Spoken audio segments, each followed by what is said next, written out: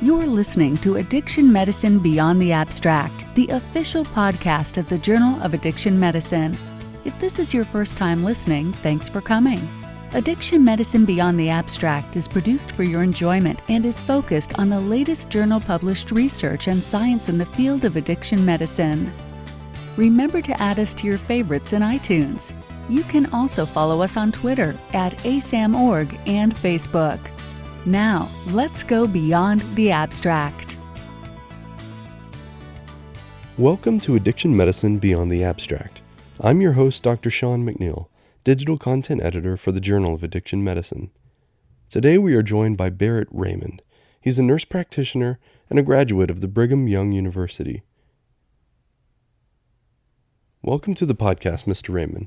I'd like to begin by asking you to introduce yourself and to explain how you began your career in research in addiction, and specifically electronic cigarettes. I'm glad to take this opportunity to talk a little bit more about this. This is really kind of an exciting field, and it's been really fascinating to be involved with this study. My name is Barrett Raymond, and I initially got interested in electronic cigarettes because of a family issue. My brother was deployed to Iraq for a year, and when he came back smoking tobacco cigarettes. It was kind of a surprise for all of us, and a bit of a surprise for him as well, I imagine. He struggled to quit, went through some ups and downs, tried some different things, and really had a difficult time. When he was introduced to e-cigarettes, he personally felt like it really helped him to move away from tobacco cigarettes and to instead use electronic cigarettes. And eventually he was able to reduce his nicotine amount to what they considered was the lowest level. And that was really kind of a fascinating process to watch him. And of course, as a nurse practitioner and a provider in family medicine, we get to ask this question all the time: is electronic cigarettes something that is more beneficial than tobacco cigarettes? Is it a tool that they can use to help quit tobacco cigarettes? And I thought that was a fascinating question, but one that we really couldn't answer.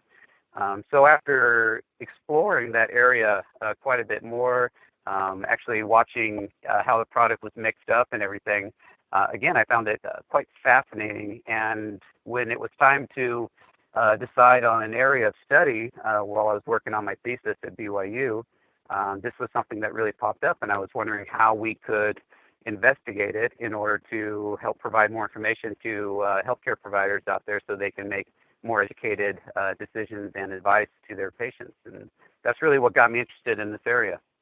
Okay. So it sounds like anecdotally you've heard of some success stories using the e-cigarettes, but have you noticed that there is a flip side to that? It sounds like from the paper, what you found is that there's a lot of variability. Do you think that variability in the nicotine content makes them a less appealing choice for cessation?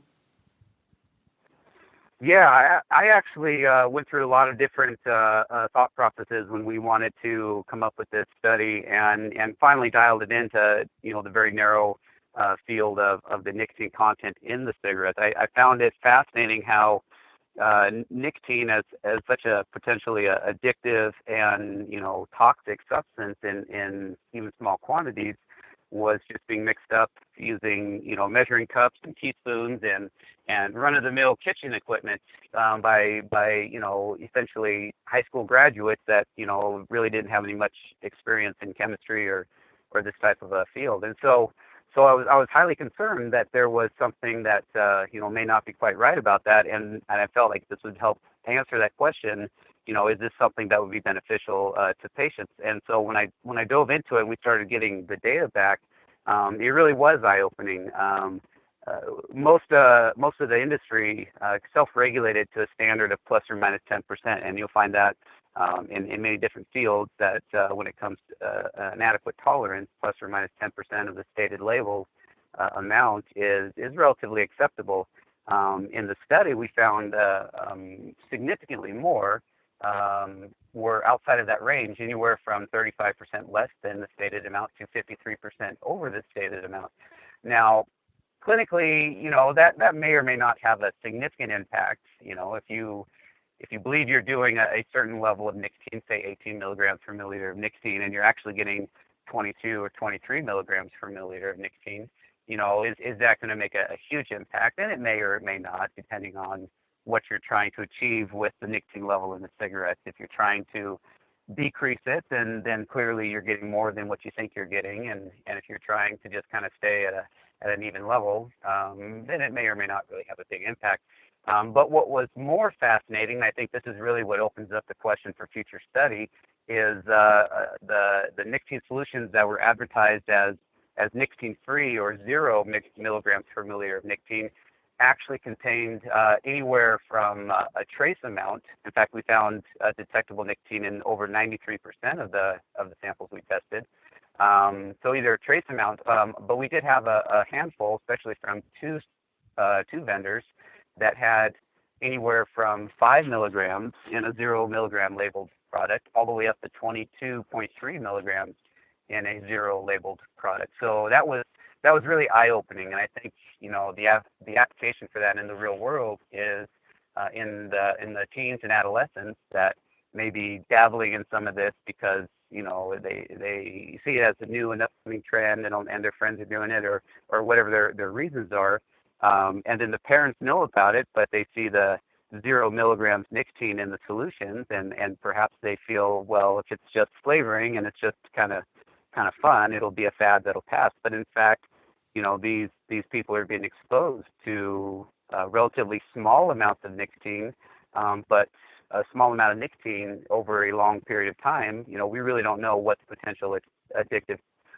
component of that is, and so I think it's fascinating. Are we going to start seeing an uptick in adolescents that are addicted to these substances because they started out with something that was supposedly nicotine free? Right. And you mentioned in your study that 66% of teens thought that they were using only the flavored e-liquid without nicotine. So it sounds like they were maybe conscious enough to know about the nicotine content, but they were probably misinformed because of the kind of deceptive amount of nicotine that is present. Correct. And I want to give the benefit of the doubt to the suppliers in thinking that they are not intending to provide samples that were mislabeled, but I think it just kind of comes back to the industry itself and how it's kind of been formed at a kind of a grassroots level, in basements and in kitchens, as they sold these to the local consumers, but it's kind of spread to be having a much more significant impact, as these suppliers were the top distributors in the United States through online sales. So yeah, there's a huge potential of exposure to nicotine in these adolescents, and it's concerning. Okay. What do you feel are the long-term implications of the paper that you wrote, but also the implications of the new federal guidelines that are going in place that would hopefully correct some of this?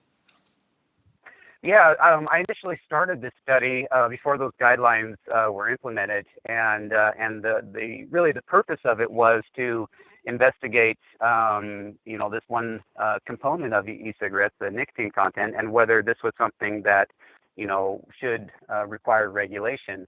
And I think the paper supported that regulation was needed in this area. And then about most of the way through the paper, the FDA came up with their new regulations, and so I think it really went hand in hand with supporting that. There is a bit of a need here. I think the manufacturers have done well in trying to maintain a certain level of accuracy, and I think they'll continue to make an effort to do that. But I think holding them to a specific standard as far as registering their product and identifying all the components of it, I think that's going to be even more helpful in regulating this field and helping to control some of the quality that the products are produced.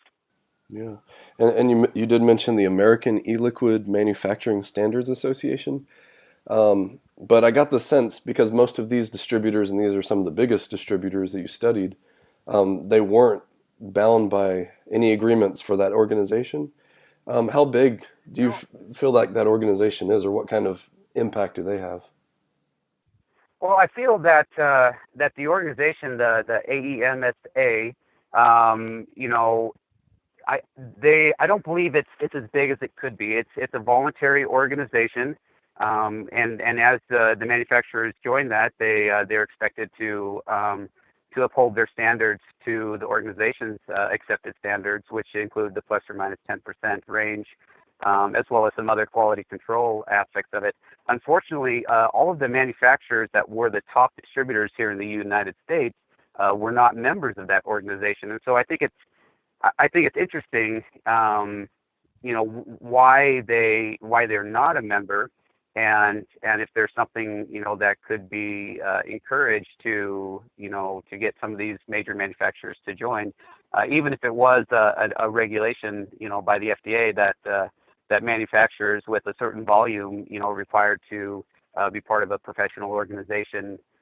in order to, you know, encourage accuracies and similarities among the different members of that organization. But no, none of the members were that none of the vendors that I sampled were actually part of this organization. So I found that kind of interesting. So I think I'd like to wrap up by just mentioning one of the statistics that you had at the beginning of your paper about how the forecasted growth of e-cigarettes is 37% between 2014 and 2019. And that, I think, demonstrates to me how big of an issue this is and how many lives this has the potential of impacting. Yeah, this industry has just been growing exponentially since it was first introduced. I don't think anyone really could have predicted that the number of e-cigarettes that were originally just considered kind of a fad or kind of a unique way of inhaling tobacco products would really reach the widespread use that it is today.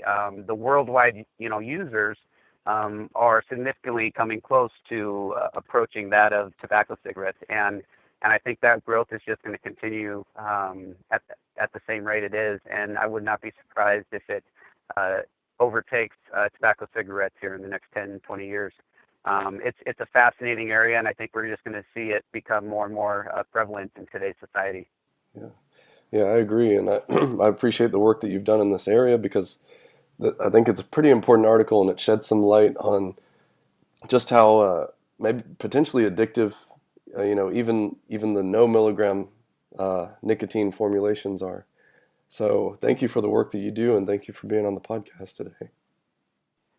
Yeah, it's my pleasure. I appreciate the opportunity to talk a little bit more about this. I think it's a fascinating area, and I think there's still a lot of work to be done in discovering the addictive potential of the substance.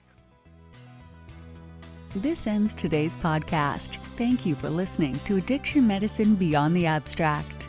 All of today's show links can be found in the show notes. Remember, you can preview additional abstracts at journalofaddictionmedicine.com. This program was produced by the American Society of Addiction Medicine.